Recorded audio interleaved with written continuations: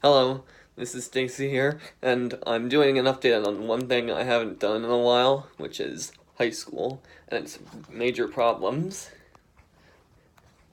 I'm not talking about high school in South Korea, but that's one other topic. Like the F minus minus schools of South Korea and the A plus plus schools of Finland, but here we're talking about American high school and why the education system messed me up and in success. Well,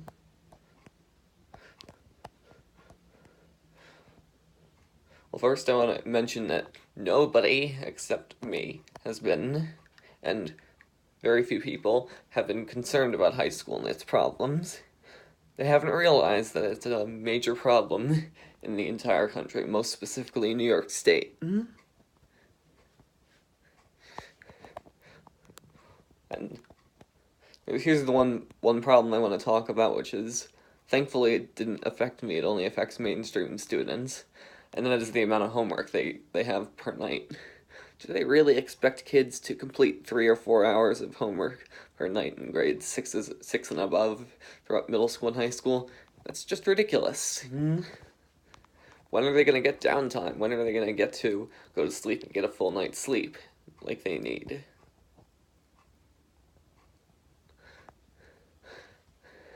They need to think about the kids for a second.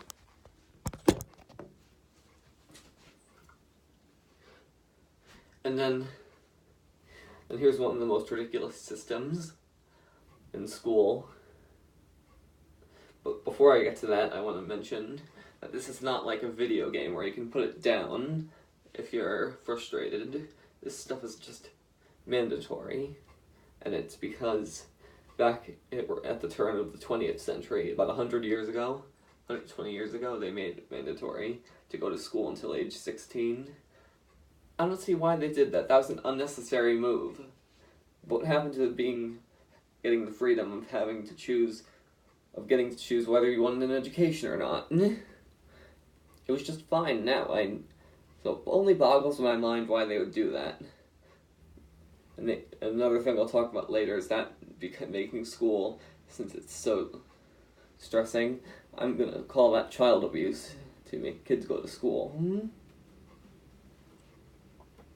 But about the grading system is what I'm talking about. This is the damn thing that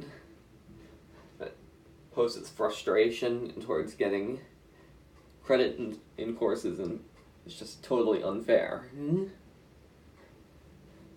So, if you get an F on a test, which is usually considered a higher F, like 40 to 64,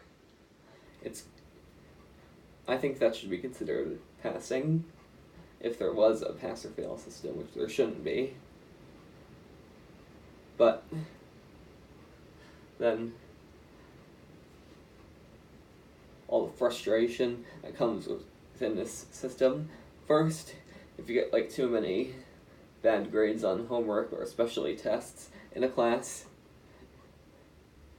you get a low grade in the course. If your grade, at least in New York, goes down to a 65, or actually no, below a 65, you fail that course.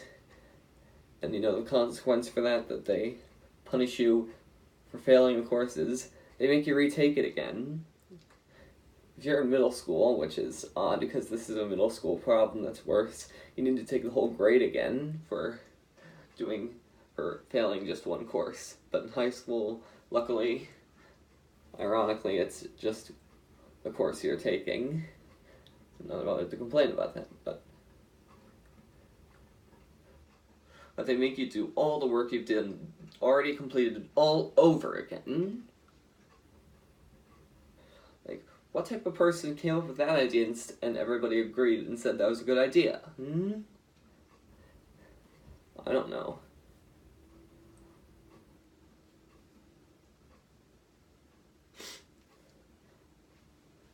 No. And some of these courses are harder than you think. I'm gonna start with the least hardest. Like there's some trouble people can have in math, like algebra, where they often fail plenty of tests. Then there's the boring social studies, which you need to take 2 years of U.S. history in the 7th and 8th grade. And then all of the teachings that violate your privacy, like religion, that they teach in American high school. But nothing, and I mean nothing, compares to the horse shit you'll go through in English, especially reading comprehension. They make you answer these questions on tests and worksheets that don't make sense at all.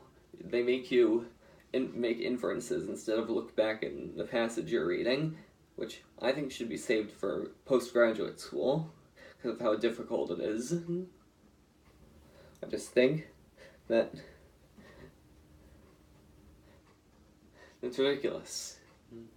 These reading comprehension questions. Oh, and the video is now 6 minutes long. I might need to cut it into 2 parts because I don't want to get it over 15:30. But now, school's just plain awful. It's like child abuse to make kids go to school and get an education in order to make their lives successful. Making it the only way to get their lives successful is to go to school. It's like child abuse. Making them do all that homework. And now I want to talk about my story. The way New York State violated my IEP towards the end of senior year of high school last spring. First, I want to mention IEP is it stands for Individualized Education Program, and it determines what needs to be done to a student as they go through special ed, and what is a requirement for their education plan. Mine included no harsh treatment or indiscipline, like school discipline, and it also required no passing or failing grades, just grades A through F that mean nothing to getting credit or not. But guess what New York State decided to violate because of their standardized testing? The passing or failing, which is the most important part of my IEP. One of my classmates in U.S. history had the same problem as me, violating that part of the IEP.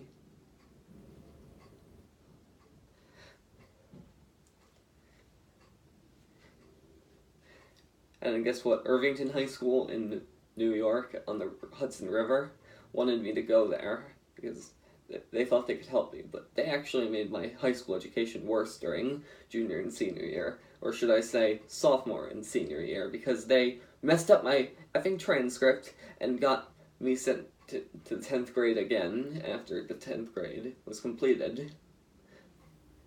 Finally, they fixed that and got me into the 12th grade the next year.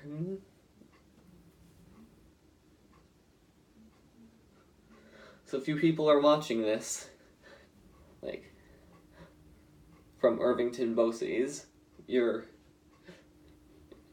should be ashamed of yourself for doing all this stuff to me.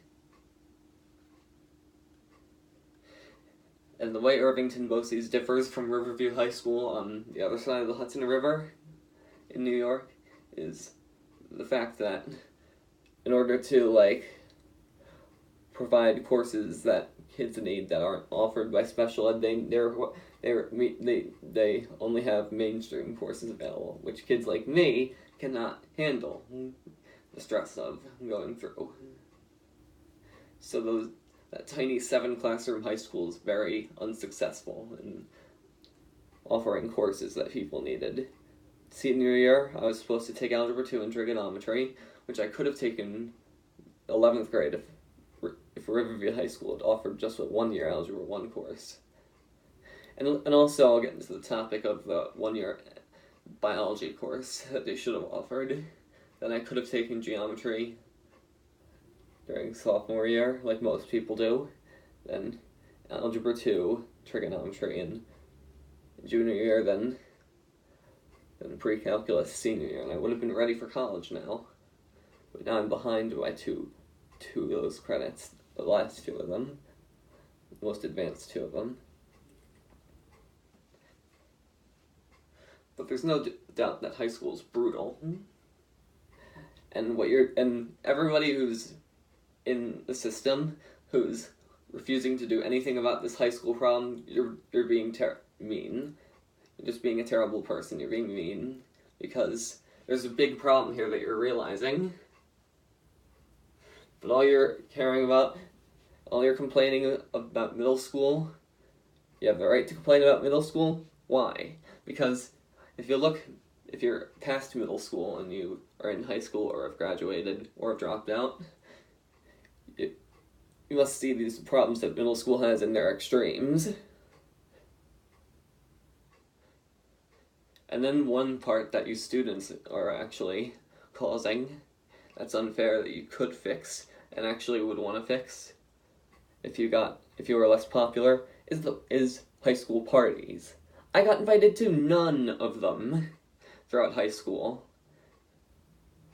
Probably because of my disability that none of my other students had, made me autistic in many special ways. But it's just rude and it's wrong to not invite everybody into class. If I ran a school like I'm going to do with Safe Education, I'm just going to suspend people for not inviting everybody to their party. And